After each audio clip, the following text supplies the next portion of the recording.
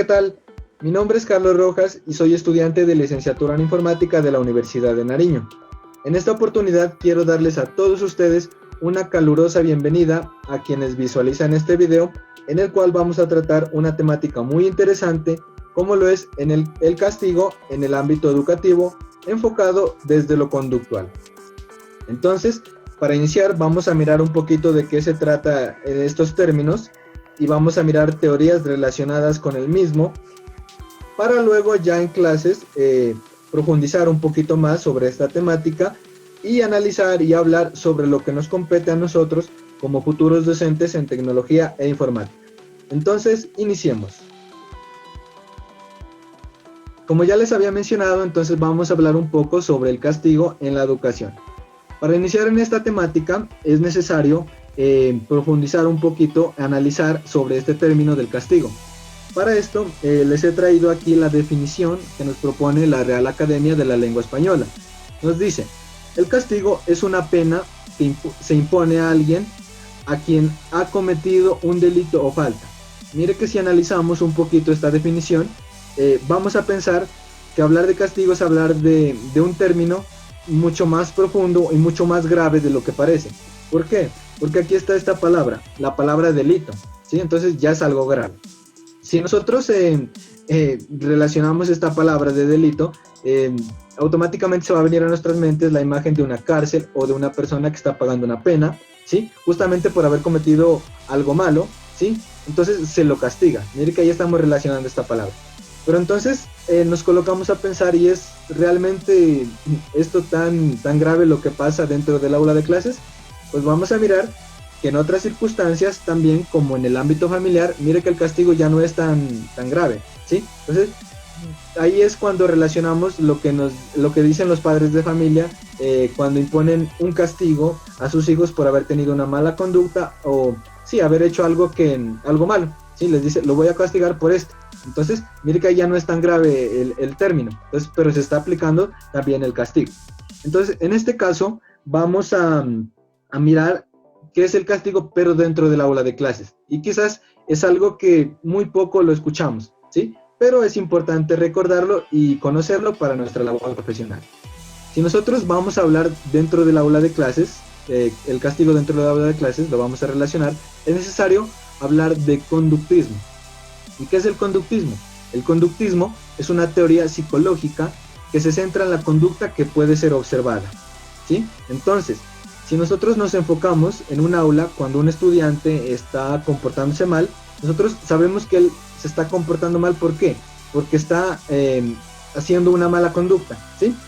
Está generando desorden en el salón de clase. Entonces, automáticamente los docentes reaccionan y le dicen que se debe comportar de mejor manera a ese estudiante. O incluso, pues, se lleva a rectoría, entonces ya eso se toma como un castigo, ¿sí? Al estudiante, o se le llama la atención o se lo coloca a hacer otra cosa. Dentro de este ámbito educativo, si nosotros recordamos, en tiempos pasados, este castigo ya era un poquito más grave, ¿sí? ¿Por qué? Porque ya no era únicamente un castigo verbal o de hacer algo, ya era un castigo físico como tal. Pero sabemos que hoy en día esto ya está totalmente prohibido para los docentes. Entonces, si nosotros hablamos de conductismo, es necesario que hablemos de unas teorías como son el condicionamiento clásico de Iván Pavlov. En este condicionamiento clásico, si bien recordamos, este personaje hizo un experimento. Aquí tenemos estas imágenes para recordarlo, vamos a recordarlo, en el cual Iván Pavlov daba comida al perro, ¿sí? Y este automáticamente empezaba a salivar.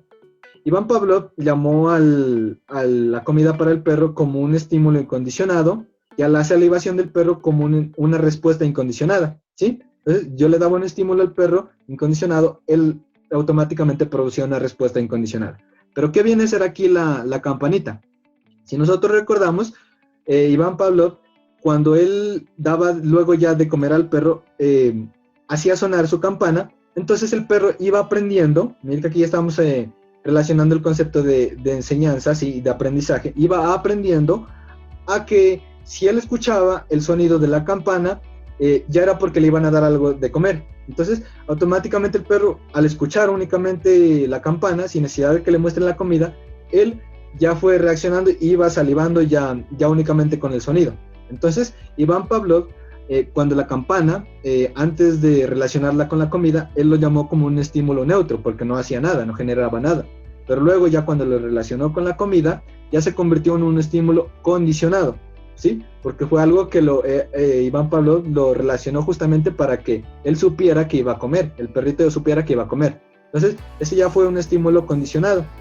Y la salivación, que se producía únicamente al escuchar, la llamó como una respuesta condicionada, ¿sí? Entonces, era únicamente esto lo que tenía que decir en esta parte para recordar un poquito de qué se trataba esta teoría.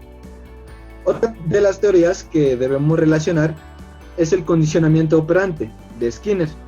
Aquí también tenemos un experimento que él hizo y relacionamos justamente una cajita, un ratón y un quesito que era la comida del ratón, ¿sí? Entonces, ¿cuál era el experimento? Para que recordemos. El experimento era meter el ratón en una caja que pues ahí lo apartaba del mundo exterior y únicamente en esa caja había un pedal en el cual el ratón poco a poco fue tomando ese pedal y recibiendo una respuesta, ¿sí? Algo positivo, un refuerzo positivo que era aquí la comida para él mismo, ¿sí? Entonces poco a poco el ratoncito fue aprendiendo que si él presionaba ese pedal o que si lo movía, él recibía algo a cambio, el cual era pues su comida, ¿sí? Entonces mire que aquí este fue el experimento de Skinner, por contarlo brevemente. Y aquí también se relacionaron unos términos que son el refuerzo positivo y el refuerzo negativo. Entonces, para entenderlo un poquito más, vamos a mirar de qué se tratan estos términos ya dentro del aula, ¿sí? Entonces, los refuerzos positivos. ¿Qué es un refuerzo positivo? Es ofrecer al estudiante, en este caso, ¿sí? Algo que a él le agrade para que la situación se vuelva a dar. ¿Qué estoy queriendo decir con esto? Si nosotros damos al estudiante algo que a él le guste, cuando recibimos algo a cambio, esa situación se va a volver a dar porque el estudiante va a saber que va a recibir eso que tanto le gusta. Entonces, ese es un refuerzo positivo. Un refuerzo negativo es quitar al estudiante algo que no le gusta para conseguir aumentar la probabilidad de que vuelva a ocurrir algo deseable. Entonces, en el refuerzo positivo ofrecemos algo al estudiante, damos; en el refuerzo negativo quitamos algo, ¿sí? Entonces, también existe lo que es un castigo positivo y un castigo negativo. El castigo positivo se trata de dar algo que no le gusta al estudiante para que una conducta no vuelva a ocurrir. Mire que este se parece al término de acá de refuerzo positivo, ¿sí? Y nos puede confundir, pero mire que acá ofrecemos algo de agrado al niño para que la situación se vuelva a dar. Y acá damos algo, pero para que la conducta no vuelva a ocurrir. Esa es la diferencia, ¿sí? Y acá en el castigo negativo, se trata de quitar algo positivo, algo que le guste al estudiante, para que la probabilidad de una conducta, pues ya no ocurra, ¿sí? Entonces, yo sé que estos términos, pues nos podemos confundir así hablándolos ahorita como se los estoy dando a conocer, pero por esto los quiero invitar desde ya a que no se pierdan la clase, porque allá ya vamos a relacionar estos términos ya con ejemplos dentro del aula de clases, y ahí los vamos a poder entender de mejor manera y vamos a saber cómo los podemos aplicar y cómo los estamos relacionando dentro del aula de clases, ¿sí? Entonces, también tenemos que los castigos pueden ser de varios tipos, ¿sí? Hay castigos corporales, los físicos, que yo les decía anteriormente, que pues ahora están prohibidos hacerse. Los castigos gestuales, únicamente con un gesto ya un estudiante sabe de que está castigado, ¿sí? Las manipulaciones verbales. Esta de las manipulaciones verbales ya se entra en contacto verbal del habla con el estudiante, ¿sí? La producción de ruidos. Entonces, por ejemplo, si yo les digo a los estudiantes a principio del año de que si yo doy una palmada, ya saben que están haciendo ellos algo mal. Entonces, ellos al escuchar el ruido ya saben que están pues recibiendo un castigo, ¿sí? Ya saben que se están comportando mal. Entonces, también tenemos los castigos sorpresivos, ¿sí? Estos son castigos que, bueno, uno como docente ya mira al estudiante que se está comportando mal, y luego poco a poco ya no, o sea, no le da un castigo instantáneo como tal, sino que luego ya, entonces, tú como te estabas comportando anteriormente mal, me vas a dar un ejemplo de esto. Entonces el estudiante no se esperaba ese castigo, ¿sí? Y aquí tenemos el totalmente contrario, que es los castigos instantáneos, ¿sí? Que se dan en el momento de que el estudiante está presentando una mala conducta. Entonces ya no se puede esperar más, porque obviamente es una muy mala conducta o que está interrumpiendo a todo el salón, y pues se aplica un castigo instantáneamente. Y los castigos anunciados. Este es un castigo que se parece al sorpresivo, pero en este caso ya se le advierte al estudiante a que si sigue cometiendo esa falta, él va a ser castigado de alguna manera, ¿sí? Pero ¿qué es lo interesante aquí en esta parte? Que si nosotros aplicamos castigo en los estudiantes, así la palabra tal cual, castigo, muchas veces en los estudiantes provocamos algo que es miedo, ¿sí? Los estudiantes, si ya los castigamos consecutivamente, ellos van a tener miedo, incluso no nos van a querer mirar como buenos docentes, ¿sí? Porque ellos dicen, no, este docente ya me castigó, pues ya no nos tienen en el buen lado, digámoslo así.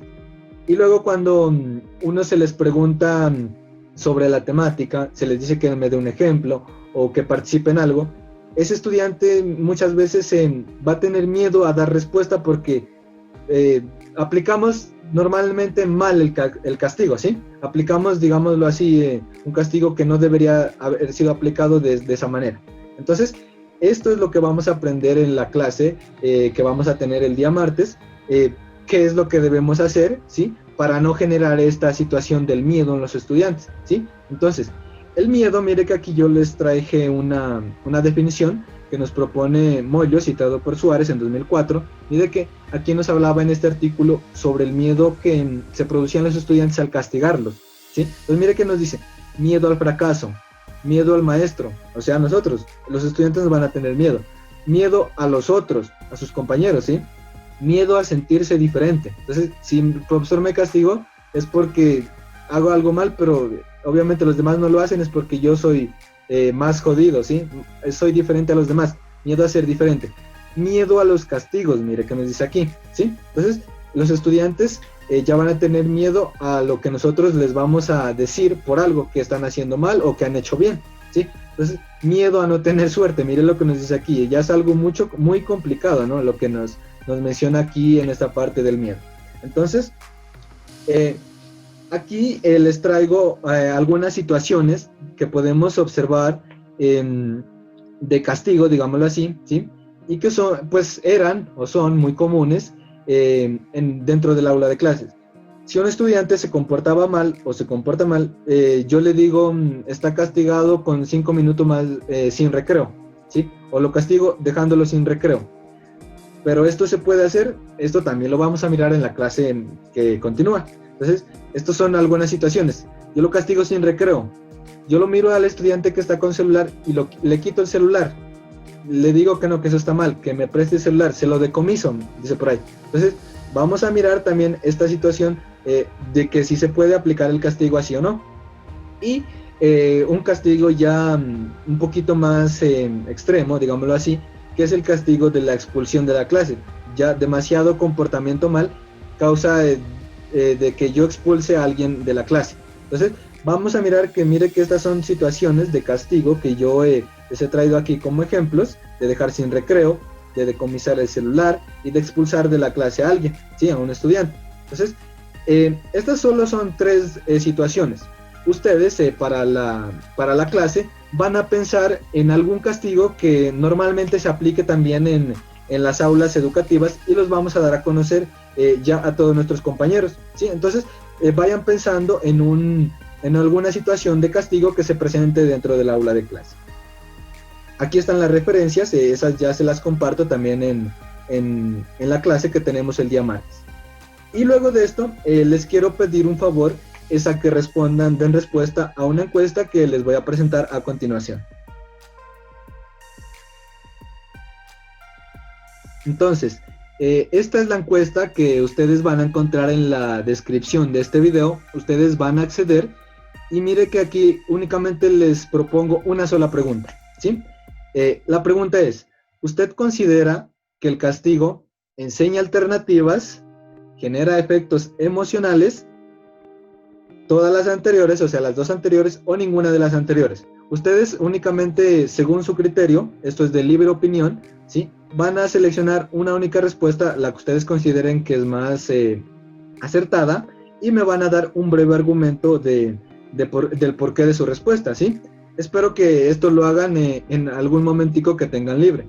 He mirado que tenemos muchos más temas para observar en la clase del día martes, y por eso únicamente les pido que me respondan a esta encuesta. No es mucho trabajo el que tienen que hacer, y los espero entonces en la clase con sus respuestas. Muchas gracias y nos vemos en una próxima oportunidad.